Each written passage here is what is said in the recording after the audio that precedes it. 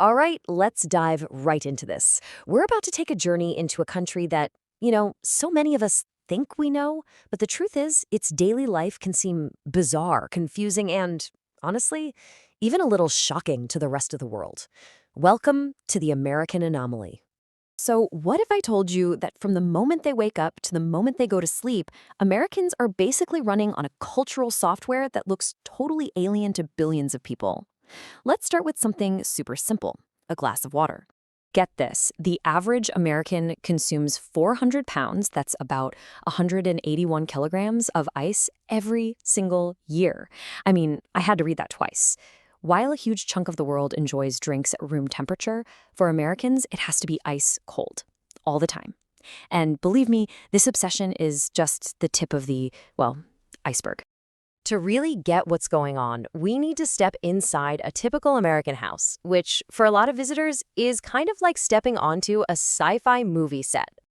Okay, let's start in the kitchen. In America, you flip a switch and this noisy beast in the sink just grinds up your leftover food and sends it right down the drain. For most Europeans, this is both amazing and, frankly, a little terrifying.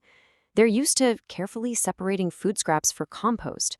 But here, it just vanishes. But the kitchen isn't the only room with these baffling designs. Let's head over to the bathroom, where the whole American concept of privacy seems to be operating on a totally different level.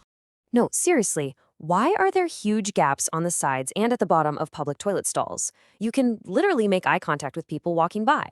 It seems to boil down to this different design philosophy, one that puts utility and cost way ahead of the kind of privacy that's just standard everywhere else. It's a tiny detail, but man, it reveals a lot about cultural priorities. Okay, so the physical world is strange enough, but things get even more confusing when you have to actually, interact with the locals. So let's try to crack the American social code. Americans are famous for being friendly, like over-the-top beaming smile friendly. But for outsiders, this can be a real head-scratcher. Is it genuine warmth, or is it some kind of strange performance? Yeah, these behaviors often get totally lost in translation. A stranger smiling at you on the street, completely normal in the US, but kind of suspicious in a lot of other places. And if someone asks, "How are you?" trust me, they don't actually want your life story. It's just their way of saying hello. And this extreme customer service, it's a cultural expectation that service staff should go way above and beyond, which brings us to one of the most misunderstood systems of all. Let's talk about tipping. You see, in much of the world, a tip is a small bonus you give for great service. In the United States, it is not optional. It's a crucial part of a server's income, mostly because their base pay can be shockingly low. For tourists, this hidden 20% charge on every bill can be a very, very unwelcome surprise. Okay, but let's move beyond these social quirks and into something much, much deeper. Because beneath all these surface-level oddities lies a massive chasm in how life itself is structured. And this is where the culture shock turns into systemic shock.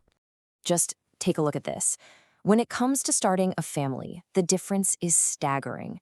In countries like Sweden or Germany, new parents can get over a full year of paid leave to be with their child. And in the United States, the federal government mandates 0 weeks. Let me say that again, 0. And this isn't some kind of exaggeration. The United States is in a tiny club of just seven United Nations countries that don't guarantee any paid leave for new parents. It's an outlier not just among wealthy nations, but among pretty much every nation on Earth. And this systemic divergence just keeps going with healthcare. For most people around the world, getting sick is a health problem, right? But in America, it's often a financial crisis just waiting to happen. There's this constant underlying fear that a single hospital visit could lead to bills so high they could cause bankruptcy. And it's the same story for higher education. While many countries subsidize university, making it affordable or even totally free, Americans often have to take on massive loans. They start their careers with a mountain of debt that can follow them for decades. Okay, after all those heavy topics, let's zoom out a bit. Because beyond the social codes and the systems, America has a visual language that is instantly recognizable, even if it feels completely alien. You see this, and you immediately think of America. That iconic yellow school bus. It's a symbol of childhood that's been exported to the entire world through countless movies and TV shows. And then there's the drive-thru. And I'm not just talking about fast food. We're talking banks, pharmacies, even wedding chapels. It is the ultimate symbol of a car-centric culture built around convenience at all costs. And you really can't talk about the American landscape without mentioning the flags. So many flags on houses, on cars, on storefronts.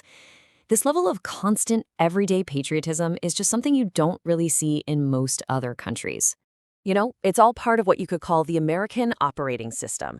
It's the set of unwritten rules and default settings: turning right on a red light, prices that never include tax, college sports being as big as the pros, that chaotic date format, and an underlying belief that bigger is always, always better. So, after seeing all this, from the ice in our drinks to the very structure of our lives, it really begs the question, what does normal even mean anyway?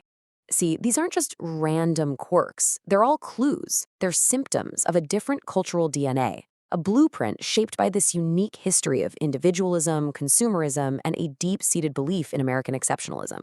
They aren't right or wrong, they're just different. Because really, in the end, normal is just the story that a culture agrees to tell itself.